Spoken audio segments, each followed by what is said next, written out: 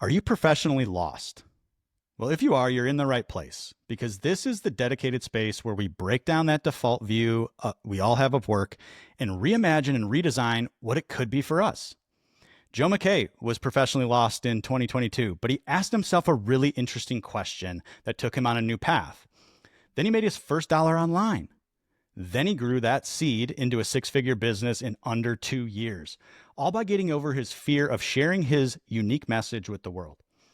Joe's Australian, and his break helped him to relocate his family to France because, well, he could. And now his kids are bilingual and they're loving their life, all because he put some intentionality behind his dreams.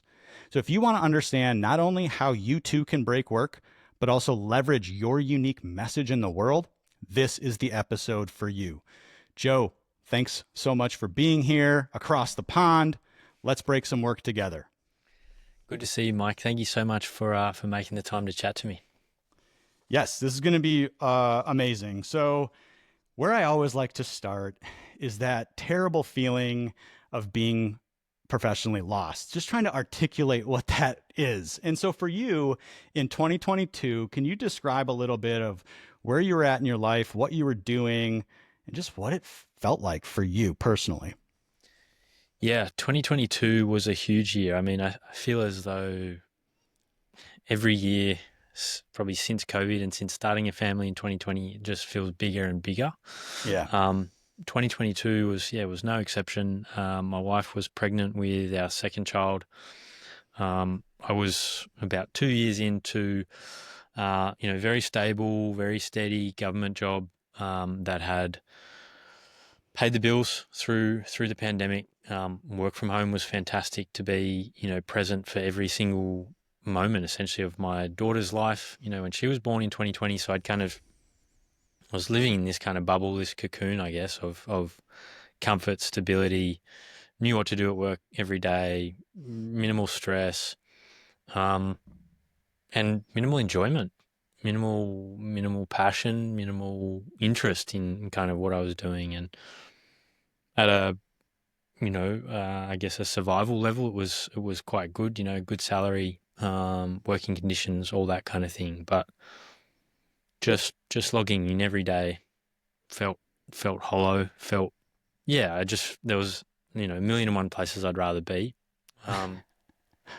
So it was, was very emotionally, unfulfilling, I guess. And I just never it's never sat well with me to do things that, don't align with me and my values. And so as, when my wife fell pregnant, we started to have a serious conversation. My wife is from France. She's French. And, we started to have a serious conversation about, the process of pregnancy and childbirth and where and how that would happen. And because our first daughter was born in Australia. So it kind of felt like it was time for my wife to be able to give birth and go through the process, that beautiful pregnancy process, in her home country, surrounded by her family. So, that I think constraints breed innovation, or whatever the expression is. Like, we kind of had this constraint of like, well, if we wanted to go and live in France, how could we achieve that? And pretty quickly, it was clear to me that my government role, just with time zones and all that kind of stuff, there was no precedent to be able to make this work in my current environment. So that kind of became this point of, okay, if we were to live in France, I would not be doing the job that I'm currently doing. So if that's true, then kind of what's the next alternative? And I didn't really come up with kind of a great answer. I had some leads, some ideas of something else that could work. I was trying to find a job that I could kind of do from anywhere. Ended up really just making the decision in March 2022 to leave the government job. So resign. That became a jumping off point of like, okay, I need to figure this out.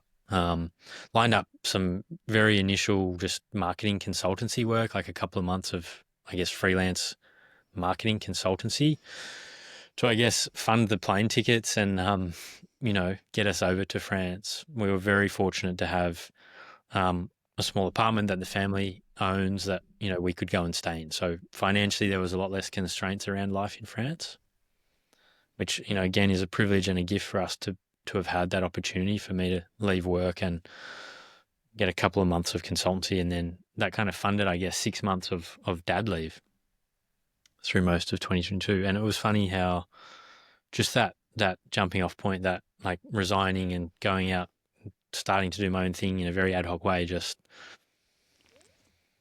completely, almost overnight, just shifted my frame of mind completely. So talk to me a little bit about that, because you talked about, you mentioned a lot of things that I think people take for granted. So you said, we had an apartment and that's a privilege and all of that. I mean, that is all true, but I think a lot of times people don't think of like, just when we're making a change, we need to use everything that we can to our advantage. And so you had a support system there. You still didn't, this big question of like, what were you actually going to do to pay the bills? But you had some support there that was an advantage for you, that made it a little bit less completely jump off. And then the other piece you did there was, like you took your skills in marketing and you lined up a little bit of stopgap. You had a little bit of flexibility. You weren't thinking about, oh my God, I need to go start a marketing business, and that overwhelmed you. You were just like, no, I just need to get a couple of clients, and that simplified things for you. Right? Yeah, absolutely. So I just, it was really about, how do we fund this 6 to 9 month trip? Get ourselves to France. Once we're over there, what is kind of the minimum viable life that we kind of need financially to get by. Yeah. For the next period of time. And, the more, like, a lot of people talk about 3-year plans and 5-year plans and 10-year plans. And, if I reflect on any given 1 to 2 year period in my life, I just realized how little of any of that I could have predicted. Totally. And so we sort of flipped this and tried to think about, 6, 12, 18, 24 months in advance. And not much further than that, because it is so hard to predict and anything can happen. I talk all the time about, you got to have a big vision. Like, you got to have something that pulls you to want to do something more and utilize all of your talents. But the vision isn't the goal. It just illuminates the pathway. And if we try to plan in 10-year increments or 5-year increments, we are spending so much time thinking about stuff that is either going to get solved at a different time and place. And it just clogs up our mental capacity, and it keeps us from taking action. So I love that idea of just like, have the vision. We want to live in France. We want our kids to be around my, wife's family, all of that stuff. But then let's take care of the blocking and tackling, to use a American football analogy, to make that progress. So I love that piece. Talk about your mindset switch. You mentioned it, how when you made that decision, your mindset just started to completely change. What was that like, and what did you experience? Yeah, so back when I was in the government role and just doing the doing, and the lights were on at work, but no one was home really. I was kind of just turning the wheel. I was just very empty, and I'd have a lot of conversations with my wife, because she kind of just couldn't understand, like, you're getting paid well, you're doing a good job, just keep going, like, enjoy this. Why can't you just be happy? That's the question we all get asked. And so, look, as soon as we made the call that we're going to live to France, I mean, there's the whole, whether it's a dopamine hit or that adventure seeking side of like, wow, we're going to go and live in another country and build a new home over there. So that was super exciting. A lot of nerves around, I guess, walking away from a very stable paycheck and job security. So nerves there, but deep down, it just felt right. Like, it just kind of felt like the world was my oyster. The opportunities were endless. I was going to be my own boss and in control of my own destiny a little bit more, well, a lot more. And it really did feel right. As much as there was uncertainty and doubt and fear there, I kind of knew that it was all coming from a good place, I guess. I think that's a really important point. We're taught to be so logical all the time, and you can get yourself to that place where, like, I'm doing this from a good place, like from a foundation of not just trying to make 10 million bucks and rule the world or whatever, but like be creative, be unleash that side of myself and provide for the family and, do all of those things. When you put that together, a lot of magic can happen. So in this frame of mind where your creativity is kind of going wild and the world's your oyster, how did you start to think about what strategic action you would take with building a business or, just whatever options you sort of had? How did you think about that? Yeah, look, I think there are three traits of mine that have been consistent right throughout my life, and they combine really well in these kind of situations. And those three traits really are, I've got a very curious mind, I've got a strong bias to action, and I'm very resourceful. And so um, this curiosity of mindset was like, well, what could I do that would allow me to be location independent and fund the lifestyle that we want? The bias to action led me to testing a lot of stuff, like to take the action to quit, to take the action to go and find that, first consulting client. And the resourcefulness, and this is where kind of LinkedIn specifically as your network online really came to the fore, because I was just like, well, what resources have I got at my disposal? Right. And my professional network was a key one of those. And that's probably what led me into LinkedIn. Like I realized the value of my network if I could just tap into it. And so it just became a set of problems to solve, I guess. An exciting challenge to get on with. So in the early, again, you have the direction of, okay, I'm going to go do something on my own. That's kind of box number one, gate number one. And then there's the whole, yeah, what am I going to do? So you leaned on you discovered the value of that network and having people around you could connect with. What were some of did you try out a few different ideas, business models, that type of thing early on? And maybe what were a couple of those? Look, to be honest, so there was that, yeah, kind of marketing consultancy Right. client that was going with a SaaS a SaaS partner, so running marketing for them. Alongside that, I found myself just spending a lot of time kind of journaling thoughts and ideas, little mini stories and professional experiences, and eventually kind of got bold enough, brave enough to start sharing those on LinkedIn. And that, I think, really drew me into the world of, I guess, content creation, specifically on LinkedIn. And so started to find guys like, Justin Welsh and Dickie Bush and Nicholas Cole and some of these original solopreneurs. And to be honest, like LinkedIn ghostwriting was really the first business model, the first kind of offering that I seriously considered. I had that's actually not 100% true. I had a very, very short stint of like, oh, maybe I could do some kind of more general life coaching. It's like, hey, I've quit my job and moved to the other side of the world. Maybe I can teach other people how to do the same. I've got all the answers now. And that, Yeah. again, biased towards action. I did some good work in testing, like trying to prove that out quite quickly with the people around me, and just got some feedback early on of like, we love you, but maybe this isn't the thing for you right now. So I kind of forgotten about that actually. So I spent about a month as a life coach, aspiring life coach. And then, yeah, from there, like LinkedIn, really, the written word has always been a strong kind of string in my bow, I guess, and something that's always really interested me. A lot of reading and a lot of writing throughout most of my life and my career. And so felt like a logical place.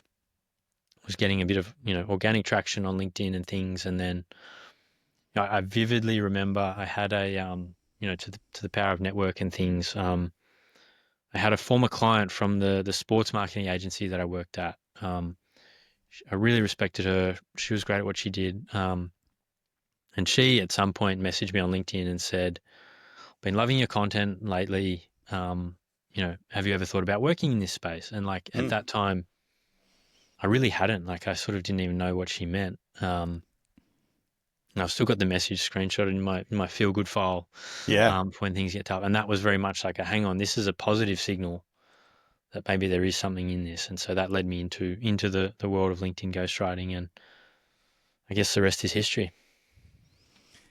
Yeah, very interesting. So it brings up the idea of like when you start to, and I want to get into this fear aspect, fear of posting, you call it. Fear of other opinions, the FOPO.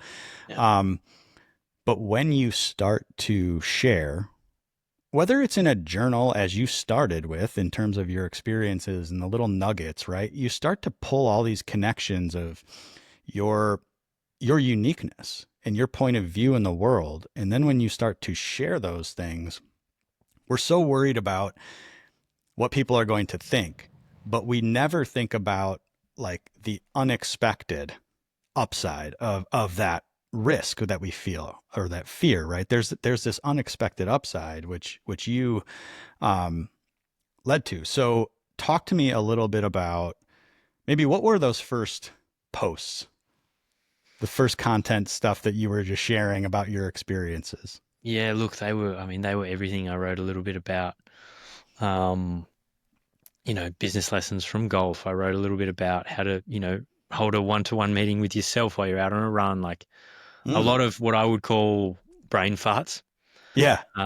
Just I tried to build the habit of publishing almost every day if I could, at least writing and ideally publishing every single day, whatever was kind of going on at the time. And without a lot of structure to my working life, there was a pretty wide array of content there. But, this FOPO thing, I came up with FOPO at some point, the fear of posting online. And, before I started, I realized I was sitting there and I was writing all this stuff and I wasn't publishing things, I wasn't posting. And there was two ex-colleagues who were the two specific people whose opinion I was worried about.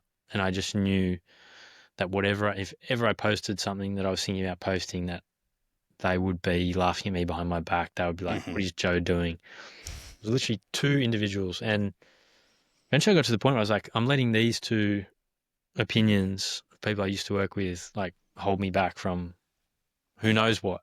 And sure enough, man, I started to publish regularly, and they would show up with sarcastic comments. And, I know that they were sending my stuff to mutual friends and laughing at me behind my back and things. And, that lasted for a couple of weeks, let's say. And that just melted away, and the support, came through like 10 times stronger and longer lasting than any of the haters. So that's when I kind of came up with this FOPO idea of like, that subsides, and your fear of the worst, it might happen, and it did happen. Like that was my worst possible outcome, was like having these guys that I used to work for and respected laughing at me. And that happened for a very short period of time. But everything else that's happened since then for the good is a result of that, is a byproduct of that as well. So it was well worth it. Yeah, I went through this myself. We have an amazing social network here where I live. None of the people that I consider very good friends, right? And they love me and all of that kind of stuff, but none of them do anything remotely close to what I do, right? They're in normal industries, real estate, and all these different places.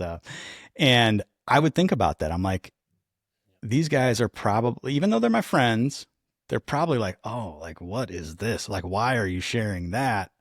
And I just got to a place where I was like, that's all in my head. I don't know that for sure. It's all in my head. And I was like, basically the shirt right here. I was like, fuck it. Like, I'm just going to go do it, because I was getting that inbound, and people from that I didn't even know were showing up and sending me messages like that. I really liked what you said. And I actually had people kind of secretly book meetings with me. And I thought, oh yeah, we're just going to catch up. And they were like, you're saying stuff that we're all thinking Yeah. and feeling. And I was like, oh, cool. All right. Like we can kind of keep going. So it was a really interesting experience to have. And it's just that like, it's all in your head. And even if they are making fun of you, it's a couple people, and there's so many people out there that you don't know that can resonate with what you have to share and your unique experiences. So I want to hit, we've obviously shared our experiences around this fear of posting online, but But how, like for the normal average person who's sitting there dreaming of something else, not sure what to do, how is that fear specifically of writing or sharing or whatever, how is that really holding them back? Like what is kind of happening under the hood? Yeah, I mean, I think we do, even if we feel at some weird level really uncomfortable with the way things are and empty and hollow, there's, shame is, I think shame and embarrassment is just the strongest thing we can all feel. And it's what we all feel most and fear most. And no matter how empty your work feels, I feel like that the public shame, the fear of public shame is just almost always stronger than that. And we will put up with almost anything to avoid Right. being embarrassed in public. So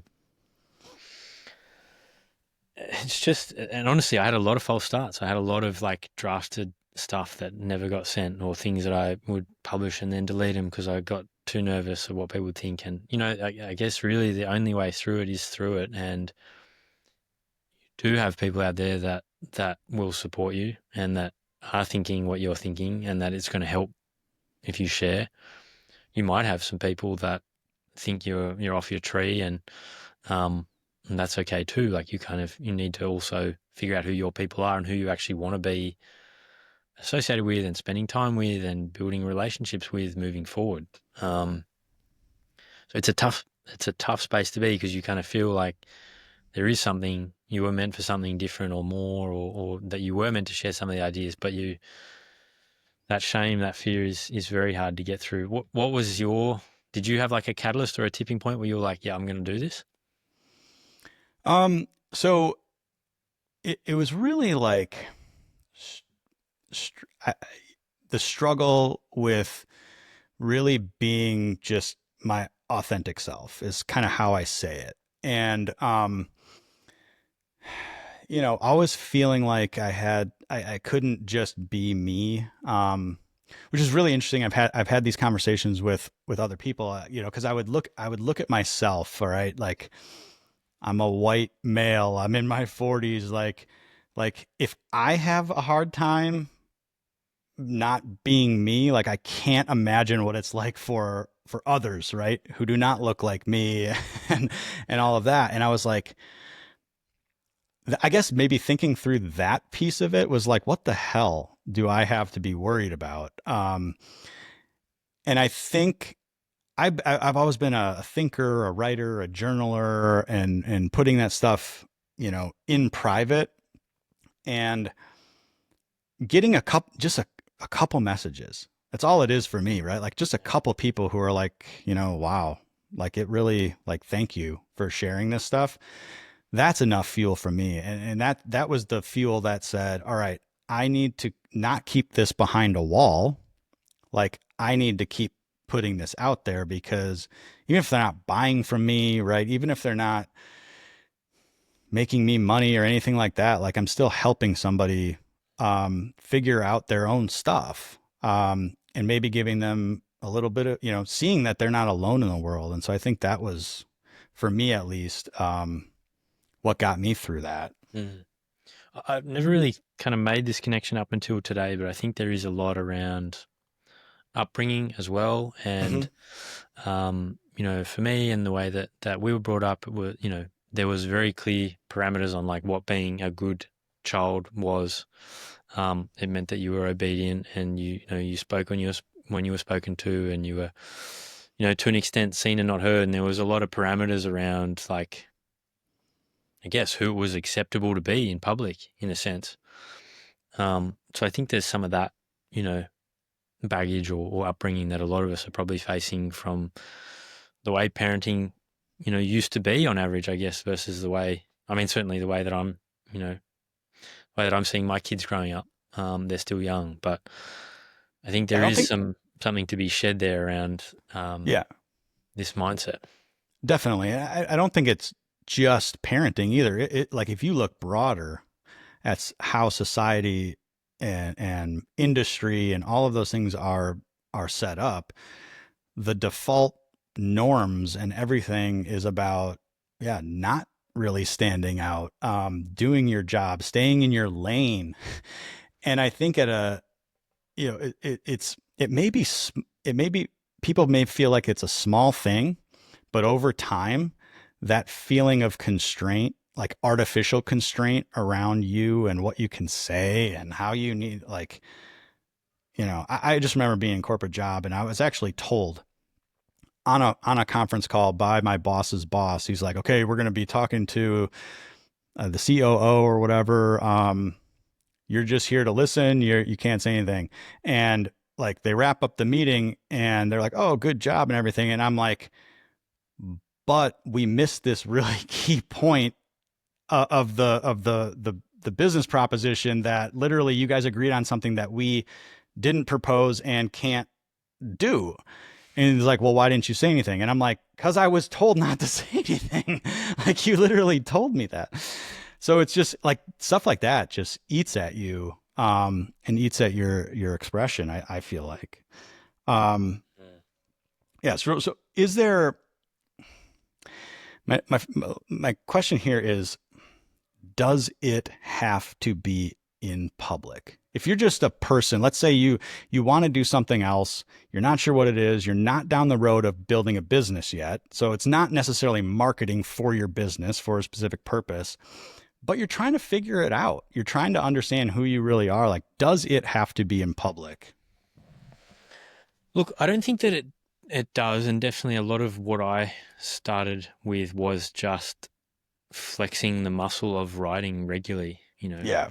Just committing to sit down and Dickie Bush and Nicholas Cole, their 30 for 30 program, really helped me commit to that over a short period of time. Like, I'm going to write something for 30 days in a row.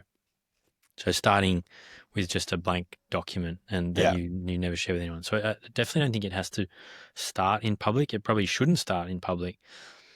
What I think there is a lot of value in getting feedback, like getting comfortable with kind of going on stage, so to speak. My wife's a painter, and our house is full of these paintings she's painted, and she's just terrified of like putting them somewhere in public, and Right. no one can love her stuff if they don't see it. So I think there is a moment in time where you do get a lot from conquering that fear, going out there, and then you start to create a feedback loop. And not that you should only create or write things that your audience kind of wants to hear, but it does start to help you get a sense of direction and a signal and things that maybe you should be leaning deeper into, versus just the echo chamber inside your own mind of like every idea is a great idea. And just, if you never publish, I just don't see where the progress really comes from long term. So I think that, I'd say the short answer to the question is yes, eventually it does need to be in public if you're serious about kind of doing something with this. I think that's true as well. I think private for sort of organization, wrapping your head around what you really want, and who you really are. I think that's great. And when you get to a good place where you think that feels right, but you still don't know what it actually is or the mechanism or anything, then yeah, I think the public side of it catalyzes, and can be a really big accelerant, to shaping and narrowing down and whittling that, like the tip of that spear of what things could be, because you do need that. You do need some, feedback in terms of data, but also just in terms of conversations and what people say to you. So I would agree with that. To make a distinction there around public, so I think there is broadcast public, and then there is public in the sense of, I'm going to share something I've been working on with 3 friends or 3 trusted colleagues or former colleagues, mentors, and I'm going to get their honest feedback on this. So you don't have to go out and talk on a huge podcast or, try and write a book or anything, but just sharing with someone outside of your own self, in a small piloted kind of way is a great just stepping stone, I think. Yeah, that's a really good point.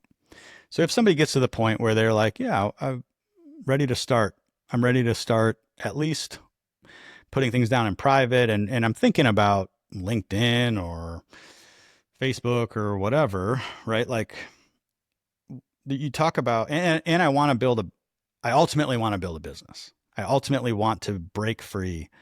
You talk about really 3 types of posts that every builder sort of needs in their back pocket. So like, what are those to try to get people to organize their, what they should sort of be and what a schedule looks like? Yeah, I think so. For those familiar with, I guess, the world of marketing and content and things like that, it will sound relatively familiar. This idea of I guess, a funnel. The idea that you need to, at some level, you need to make people aware of who you are and what you're doing. We would call that the kind of very top of the funnel. That's really where it's about creating awareness. So getting your message out there. I think that's the first type of content you should think about creating. Those are typically going to be story-led ideas and posts. They're going to be, what I was doing early on was writing to myself 2 years ago, things that I wish I knew, lessons for myself, reflecting on milestones or key moments in your career or your journey. Some of the stories like what we've been sharing about earlier today, they can make great sort of awareness building content. They are relatable. They tend to have more general appeal. They also happen to be some of the things that can be hardest. They feel hardest to share about as well. So it can be a tricky place to start.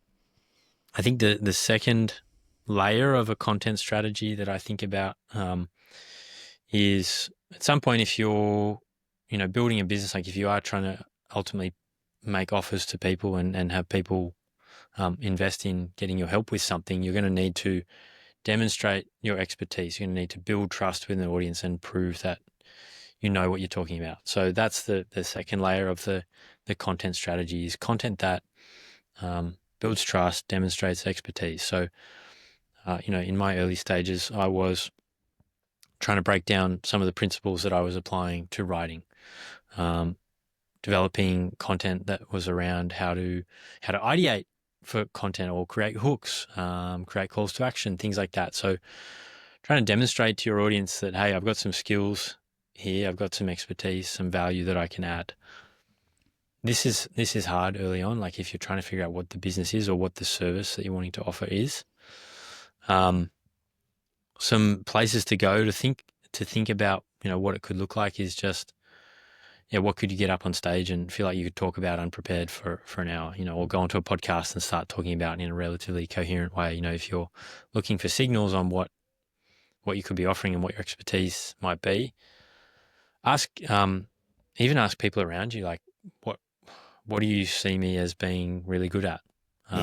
Think about your professional career. What do people come to you for advice on most often? Where do you find yourself in teaching situations and moments where your expertise has led to a good outcome? Kind of doing that almost retrospective, and then asking for feedback from people that know you well.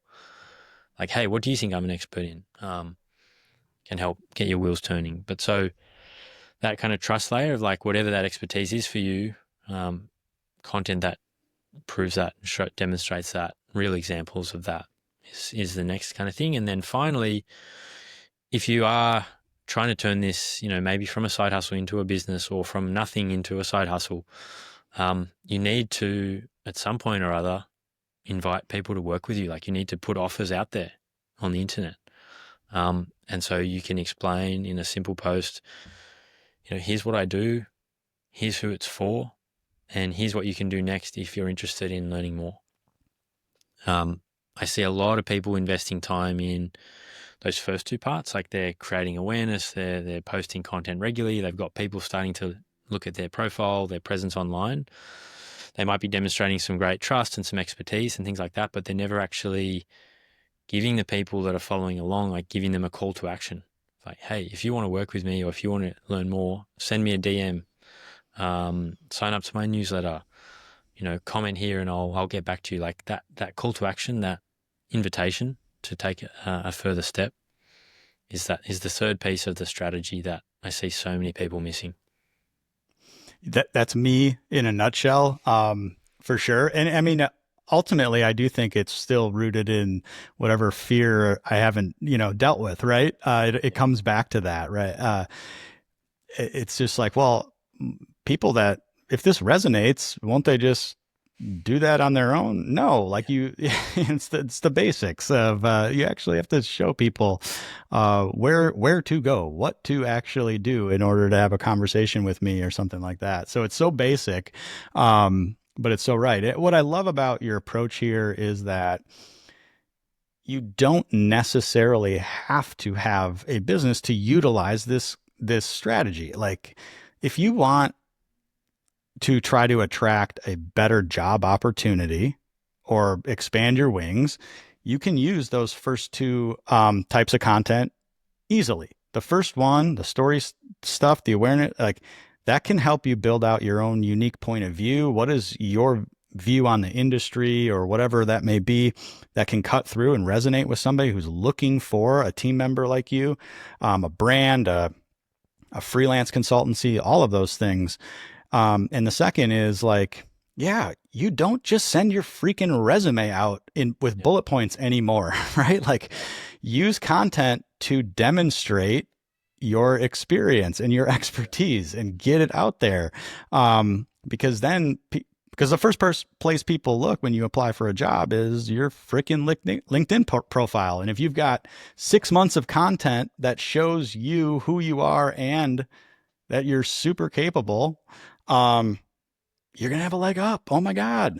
Yeah. So I love that. It's very, very, um, you can pivot the strategy to a lot of different places, which is great.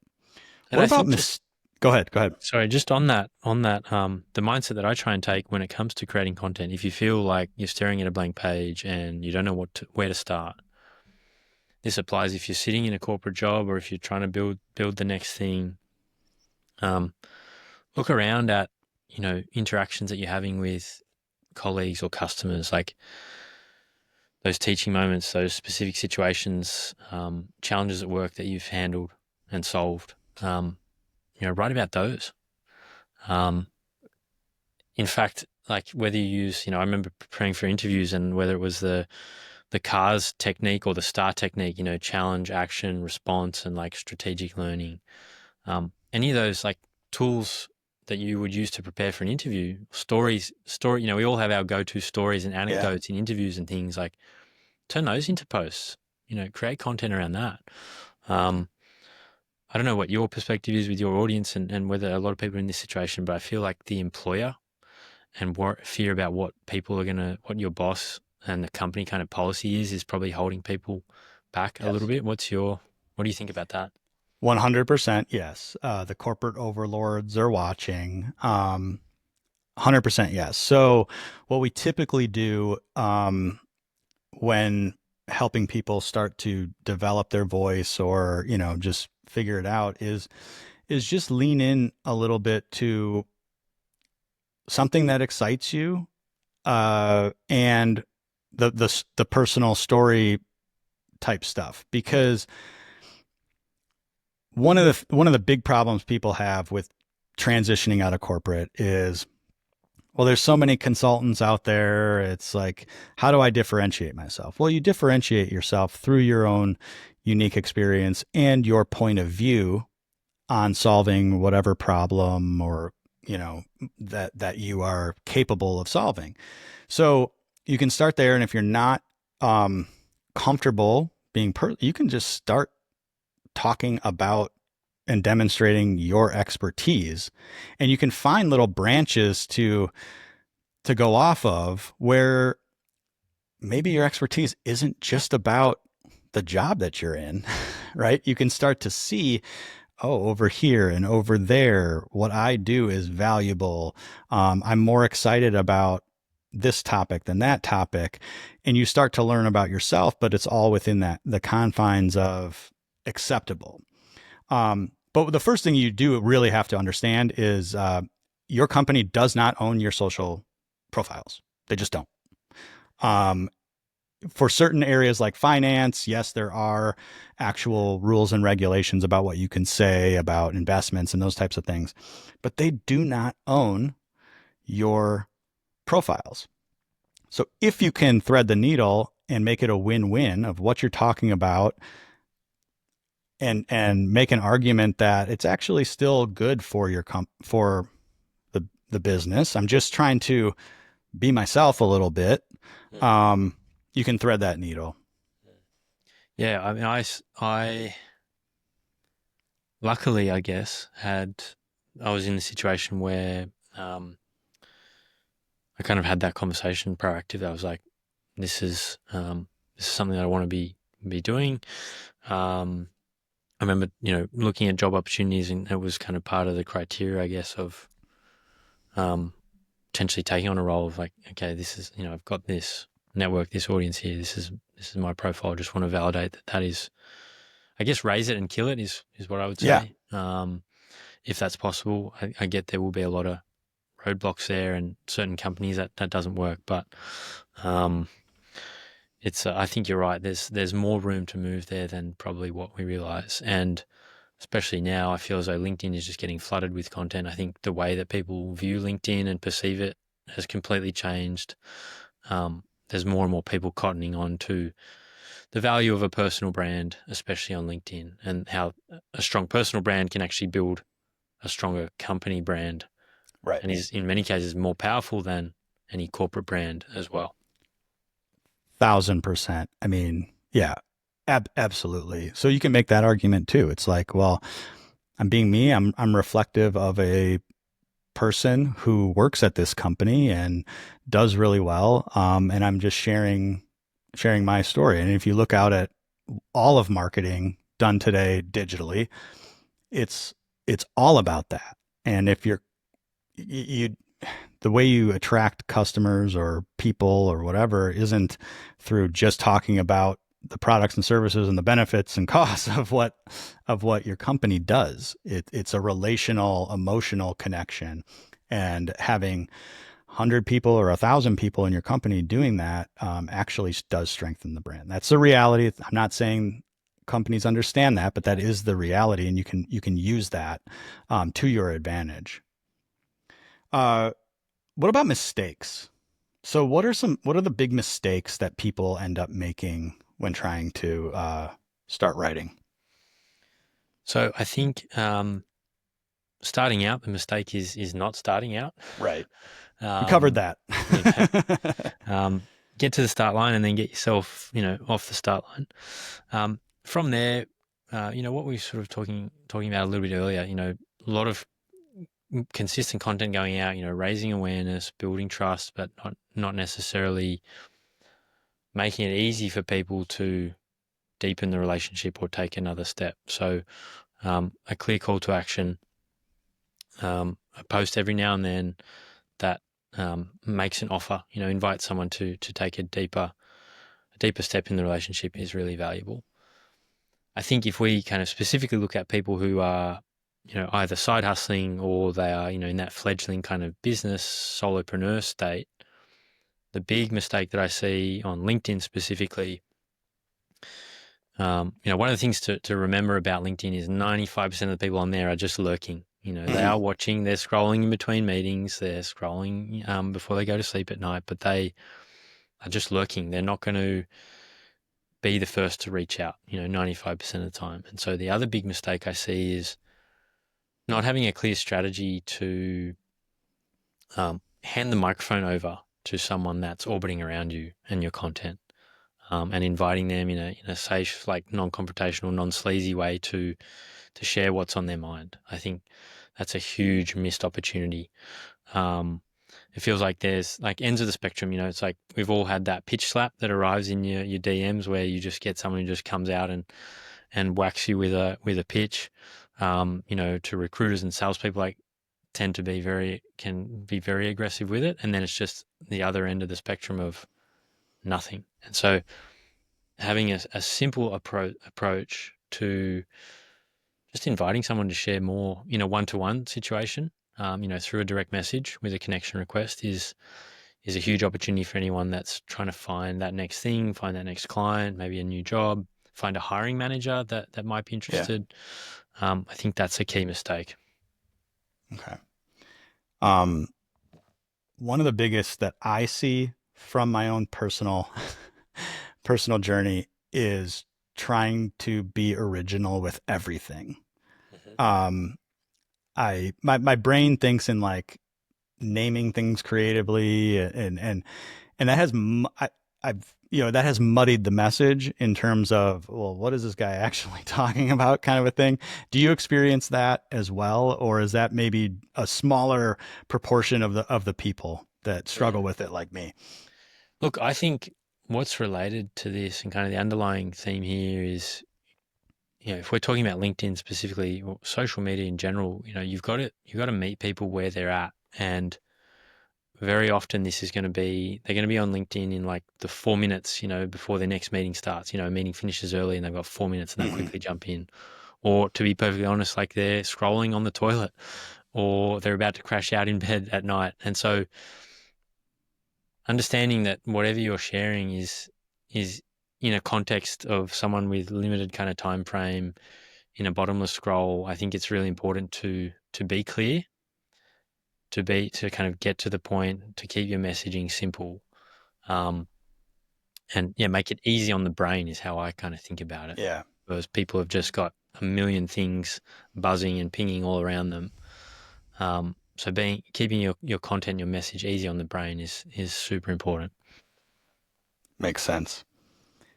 Talk about this flywheel effect that you talked to me about. I mean, I'm assuming this has something to do with, obviously, things get easier and easier as you build this muscle, and you start to get inspiration for a lot of different things. But what is this to you, like within sort of your program and talking about building content? Yeah, so the flywheel effect really comes from once you go through that initial journey of like figuring out what you want to talk about, finding content market fit, i.e. the stuff that your audience wants to hear from you. You get more efficient at producing that kind of content. You then ideally get to a point where there's some clients involved, or there's some successes, there's some wins, and you get to a point where you can actually harvest content from all around you inside your business or your side hustle, whatever you're doing, rather than having to sit there and create it from scratch. So you can go to that last, consulting assignment that you had, and you can take the feedback from them, the testimonial, the great results, the project plan, and you can turn that into content. So you're not staring at a blank page, you're harvesting. And that provides great social proof as well. So it actually becomes more valuable content. So you then start to attract more people who face that same problem, who are looking for those same solutions.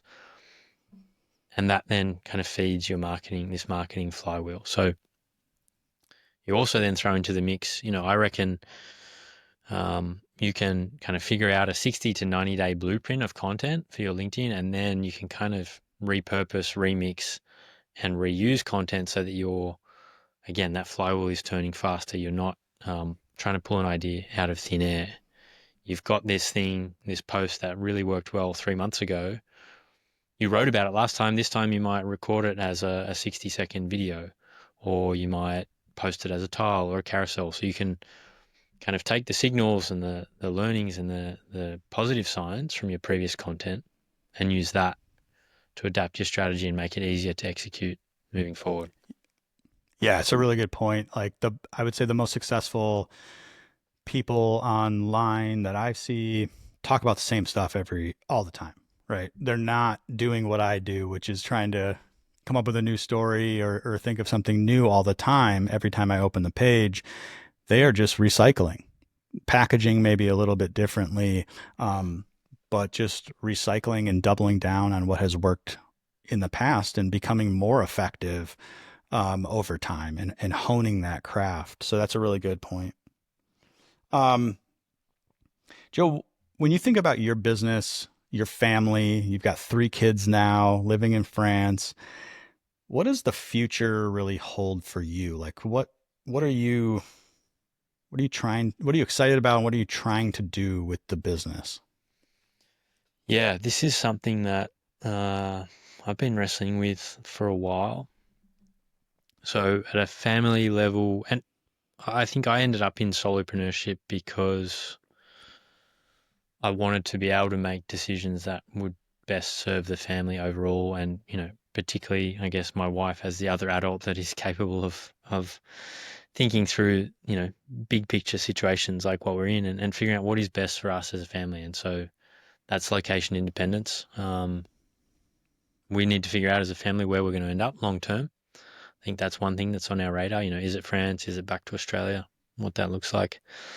Um, I'm kind of at the stage of my business now where so I've recently gotten an executive assistant in a few hours a week. So I'm trying to buy back some of my time. I'm trying to actually, free myself up to have more time to do stuff that I enjoy doing. So I've been fortunate enough to build the business to a level where I'm kind of confident in the stability of the revenue. I know there's opportunity there. That kind of has been taken care of. And so trying to get more efficient in how I deliver the service. I probably should clarify, I've got two parts to my business. So there is kind of the LinkedIn ghostwriting agency that's humming along. I've got an account manager in that space who's doing some really great work, as well as some support from AI. That's kind of part one of the business. And then part two is really helping solopreneurs at that, 0 up to 100K kind of mark, getting to that six figures and being able to, have enough stability to think about, is it a move overseas? Is it working less? Is it supporting a partner who wants to pursue their creative passion? Like that kind of the solopreneur journey and getting from the start line to a stable enough business where you feel like you can actually start living the life you want to live has completely changed my outlook on the world. And I just love helping people achieve that for themselves, like getting closer to that goal for themselves. So going forward, I really want to do more of that. I really want to help more solopreneurs to, I guess, break work if they haven't already and start thinking about what solopreneurship looks like.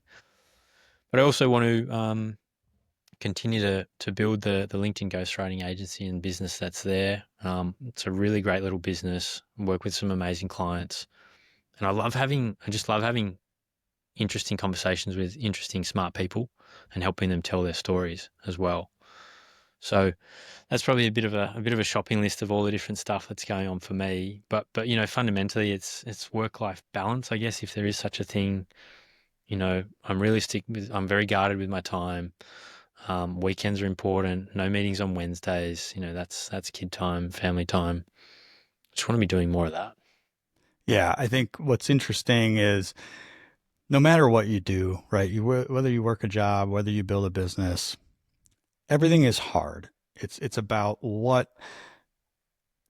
choosing your hard and understanding what is worth going after. And I think like for you and just your story, going from mindless, meaningless government work to working on your own in an area that you are actually passionate about and have the skills and chops to solve, but the conversations you get to have, the learning from other people, I mean, that has already unlocked so much balance and alignment with how you spend your workday, which is invaluable. And now it's still about always, okay, how do I get to the even higher level of what I'm truly good at and impactful with, and continue to step up in working on the problems that you want to work on. I think that's what you're illustrating here. It's not that, oh my God, I built a business that is completely taking over my life and now I'm overwhelmed, right? That's what people fear. You're just intentionally continuing to level up, and build that holistic life where you are your best at home, and you have the time for all of the stuff at home, but you're also creatively and professionally just always stepping up. And I think once you get the taste of that, like how that actually can work for you, and life doesn't have to be like, oh, it's work over here and then it's everything else over here. Yep. Man, you just want more of that. Is that fair to say for you? Yeah, I think that is definitely fair. I think what I would say is that, there are some really hard days doing Yeah, it of yourself. course. And like there are some days, you get a couple of bad phone calls or whatever happens in your business and you're like, man, just give me that um no responsibility job again, and Yeah. that feeling never lasts for long, but it does happen. And, some of the hardest, most professionally challenging times and situations I've faced have been on my own journey. Like there's nothing easy about it, but as you said, choose your hard, and the hard really just feels like better aligned to who I am and what I'm meant to kind of be in this world. But I'd love to hear from you as well. What's your big picture, or that kind of the future that you see for the business and what you're up to? Yeah. I am just like, it is just me to help people who were feeling like I felt back in 2018, grappling with all of life, all of the demands, and wanting desperately to just be free. I call it self-directed freedom, like that feeling of being able to make choices because you want to make them. Um, and I know it's a massive, massive problem. It's got ramifications for how we organize labor, because our productivity is better if we're just working on stuff that we actually love. But it's also just massive for creativity, for feeling like ourselves, for personal growth, and the feeling that you get from creating something in the world. And so I've I've made coaching my main business. I have other income streams. Um, I do not care about them. Yes, they do. They make money. They do pay the bills right now. But if they all went away, I would actually be okay. I've made money. I've lost money. Been all over the map. This is what I care about. I know I'm going in the right direction because I have that really strong kind of North Star.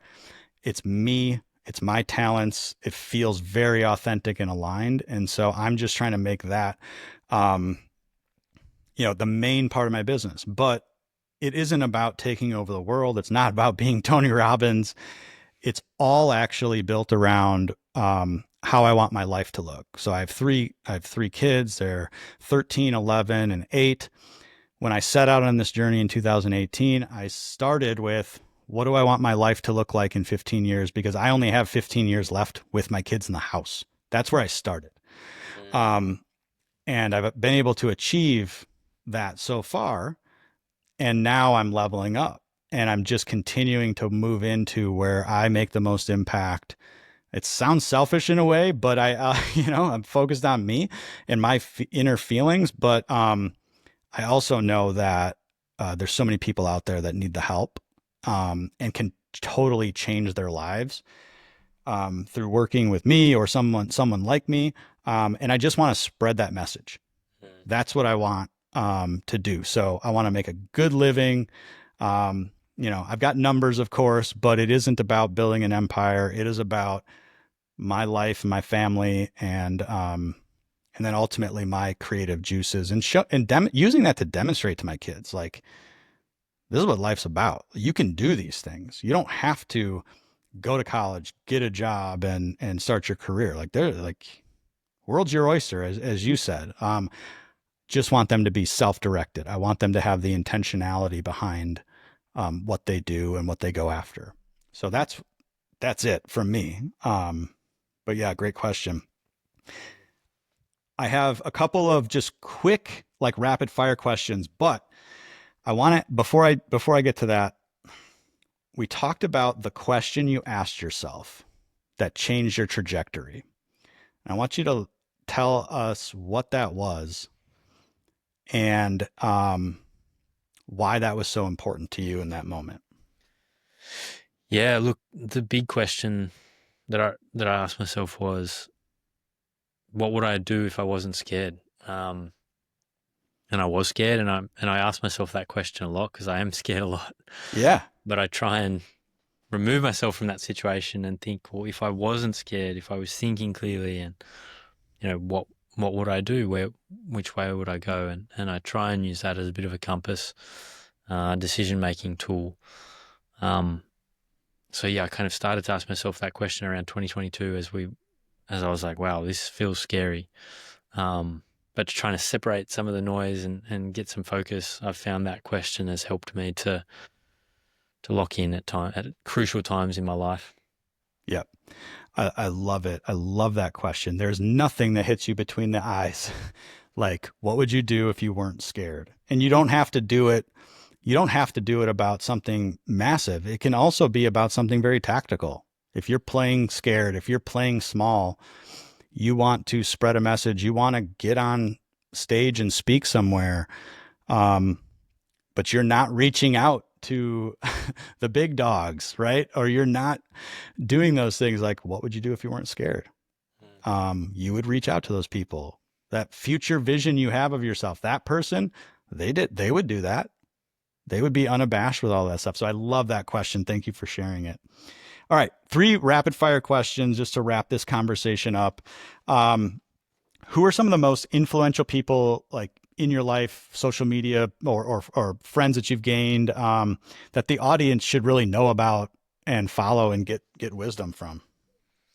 Yeah. So, current coach of mine, I'm in his community, a guy called Dustin Reekman, um, runs a great community called Seven Figure Leap. He's just a really humble guy. He's a great connector of people. He's built an amazing community and environment for the entrepreneurs that are in his space. I would say, and I don't know, I feel like maybe sentiment has turned against Justin Welsh. I guess arguably the OG solopreneur. Yeah. He was very influential for me in kind of selling that dream, painting that picture of what, like, and introducing the concept of solopreneurship to me. So I would say most of your audience are probably already on Justin's radar. And number 3, you know what? It's actually, I mean, you can't follow her anywhere on socials, but my wife, she keeps things amazingly simple in life. Like, she just kind of knows what she wants. She doesn't get distracted by shiny objects. She doesn't compare herself to other people, probably because she's not really on socials. That helps. Yeah. And she just goes for it and takes action and lives and learns. So she's been hugely influential for me in just quieting some of the head noise, I guess. Excellent. Excellent. What are you reading right now, or what topic is front of mind for you at the moment? So what have I got loaded up on the Kindle at the moment is The Hard Thing About Hard Things. Mm-hmm. So it is about, I mean, it's particularly in the context of tech companies, but it's about scaling companies, leadership, management. And the other one that's open on the Kindle is Purple Cow by Seth Godin. Classic. Yeah. So I would say topic of mind is yeah, being able to scale, operationalize those types of things. Cool. All right. Where can people find more about you and the work that you do? Totally. Yeah. Well, look, right here in LinkedIn is definitely a great place to find me. That's my key social channel. Otherwise, I do a weekly newsletter. It's called Solo Success School. You can grab that at joemckay.info, joemckay.info. One email every week to help you build a solo business. Awesome. Joe, thank you so much for sharing all of your wisdom, your experience, your trials, your tribulations, all of those things with our audience. Been very inspiring. I appreciate it. We will have links to all of this in the show notes when it comes out. We'll be able to point everybody to those. But thank you so much for being here from France. Appreciate it. Thanks for having me, Mike. Really good to talk to you.